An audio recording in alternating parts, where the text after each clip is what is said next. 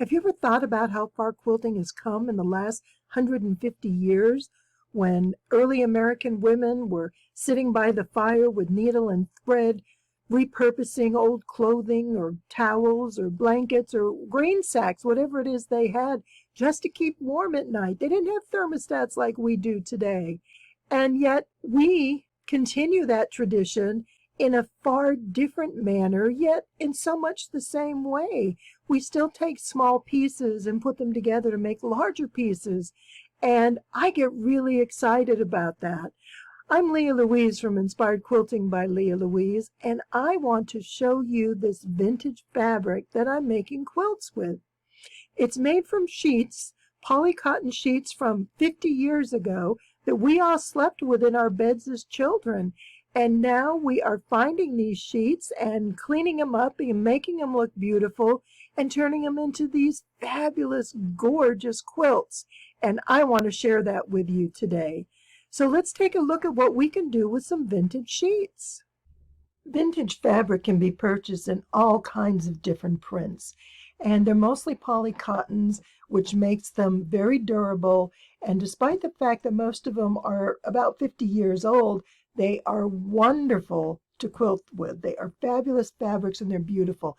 And I just had to show a quick peek of this before we get into the video and before we do the tutorial, because it turned out fabulously. I just love it. The dainty little prints, it all looks so great.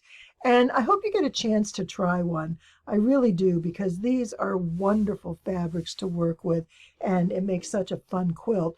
But let me now show you some of the different kinds of prints that you can get, and then we'll get into the tutorial. So let's get started here. Quilt, I just wanted to give you an idea of what's available in vintage fabric. I don't know if you've used it or not. If you haven't, it's worth taking a look because it's a lot of fun. This is the first quilt I made, and I used charm squares.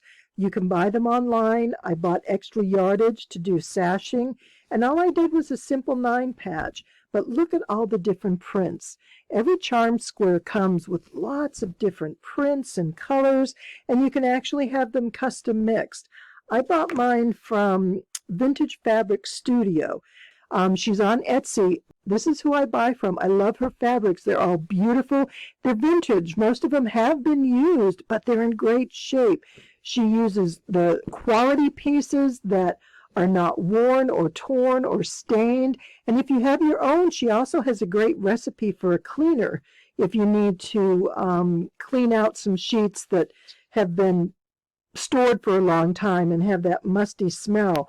But I wanted you to see what kind of variety there is in vintage fabric. It's amazing what you can find out there. And don't be surprised if you don't find a piece of sheeting that you may have had on your bed when you were a child. It's pretty fun to see. But this is the one I'm working on. Actually, it's going to be 2. I'm going to use these fabrics here as a 4 patch. One quilt will have this as a background, the other will have this, but they're going to be set differently. They're going to be a different pattern, and I'm anxious to show you how to do each. We're going to do the simple one first. So we're going to put this aside for our next video, and we're going to focus on this. And what I'm going to be doing is an alternating 4 patch. You can certainly do this with layer cakes. Because I have half-yard cuts, I'm going to cut mine into 9-inch squares to get the maximum I can out of my half-yard pieces, since it's only 18 inches. But if you don't want to use vintage, or you don't want to do your own cutting, a layer cake will make this, because a 42 piece layer cake will definitely be enough fabric. So I'm going to cut my 9-inch squares out of this, and then I'm going to create a 4 patch. And out of this one, I'm going to cut them at 8.5, because this is going to be the solid block that alternates between the 4 patch. And though I start with a 9-inch here, because I'm going to have that seam down the center, it's going to shrink it down to 8.5 inches. So that's what I'm going to cut this with. So on a layer cake, you might have a little bit extra waste that you'll be cutting off, but there's always a place to use those strips too. So let me get this laid out to be cut, and I'll show you how to go ahead and get started on this quilt. The first thing I'm going to do is work with my 4-patch block, and I'll use 4 different fabrics cut the same size. In this case, I cut them at 9 inches. Again, I had a 1/2 yard piece of fabric. I had 18 inches to work with. Half of that is 9, so 9 inches works. If you're using a layer cake with 10 inches, it's going to work exactly the same way. It'll just turn out a little bit bigger. Now, these 4 fabrics are very similar. These 2 have dots, and these have a solid white background. And I want to make sure I alternate these because I'm going to sew these into pairs. And whatever I sew together into a pair is going to be side by side. And I don't want 2 predominantly white blocks and 2 predominantly dot blocks. I want that to be mixed up. So what I'm going to do is take my pink dots with one of the florals, put them right side together, and I'm going to do the same with the blue dots and put it right side together. And what I'm going to do is sew a 1/2 inch, I'm going to sew a 1/4 inch down each side. And that's going to give me these blocks. So with pink dots on one side and blue dots on one side, I sew 1/4 inch down each one.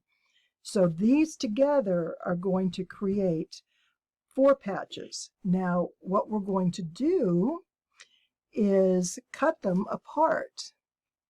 So I have my blue dots here and my pink dots, and they are 9 inches wide. So I am going to cut them at 4.5 inches, making sure that I cut between the stitching lines.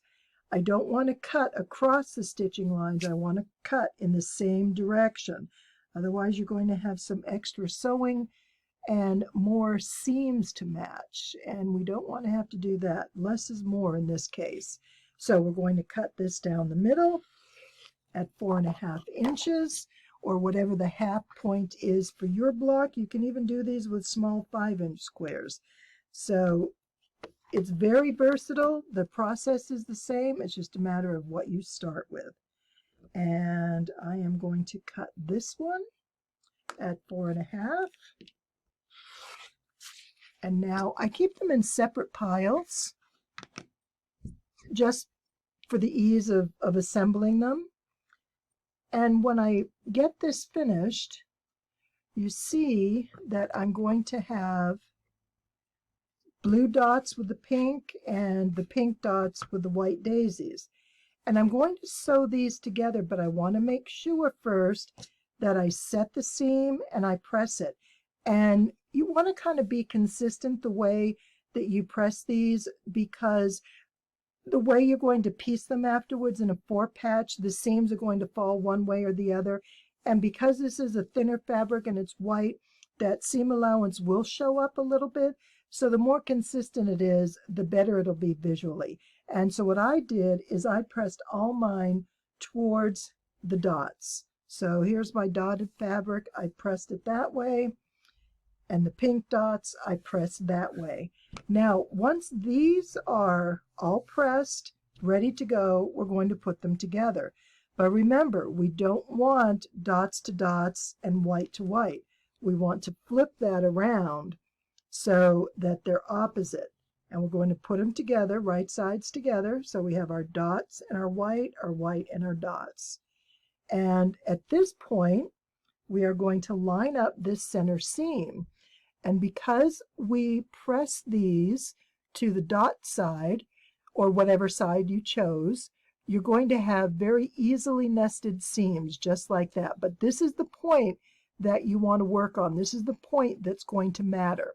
And get that set, hold it between your thumb and finger, do your 1/4 inch seam on one side, then flip it around and do it on the other side. And this is what it's going to look like. So you have a seam across here and a seam here and 2 seams down each side. Now what you're going to do is cut that in half. And this is how we get our 4-patch. So I'm going to line this up on the grid because I am using the grid in order to get my cuts here. And again, at our 4.5 inch point, we're going to stay with the same cutting line in order to have a square. And just cut that And when that's finished, we have 2 4 patches. And the centers line up beautifully because we line those up on the outer edge. And these are going to alternate with this fabric. So this is going to be our center squares or our background. And we're going to then have alternating 4 patches. So these blocks will all be surrounded by the print, and then these white blocks are going to alternate between those. So it's really going to have a beautiful overall pattern. Let me go ahead and get all these blocks finished, and I'm going to show you how this looks when it's all pieced together.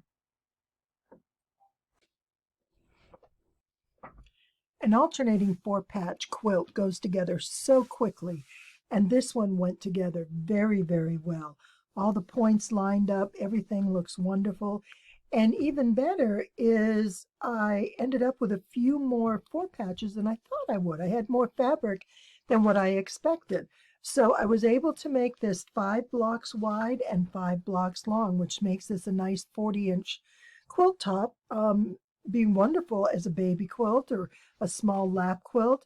But I love how the fabrics all work together. This background fabric alternating between those 4 patches just add a really nice look, and it's very dainty, and you can definitely tell this is vintage fabric. I love how it turned out. One thing I do want to show you on the back is, as far as the piecing, it went together very well. Obviously, we nest our seams along the way, but what I did want to show you is I pressed all the seams towards the background. And because these blocks alternate in each row, that meant that they're going to be pressed in opposite directions. So when I go to sew these rows, they're already in the direction that I want them to be. That was a really big help. And you can see everything went together really well.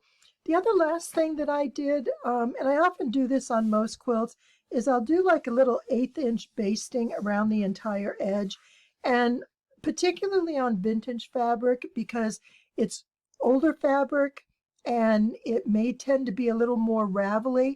You'll appreciate that basting because it's going to help keep those edges together before you get it quilted. So if it's going to be sitting around for a while, as mine sometimes do, then you'll have the extra support around those edges in order to hold everything together. And so look at this. Oh my goodness, that is just so pretty.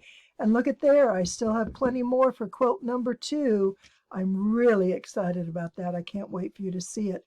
Oh, look at this. I love it. I hope you've enjoyed this. I hope you're thinking about working with some vintage fabrics, and go shop around the thrift stores and see what you can find, and come up with your own collection and see what you have locally. There's a lot of opportunities for getting vintage fabrics, and you can do so much with it. So make sure you give this a try. It's been a pleasure sharing this with you. I'm so excited with how the quilt turned out. Thank you for being here, and I look forward to seeing you again soon. And please don't forget, subscribe to my channel.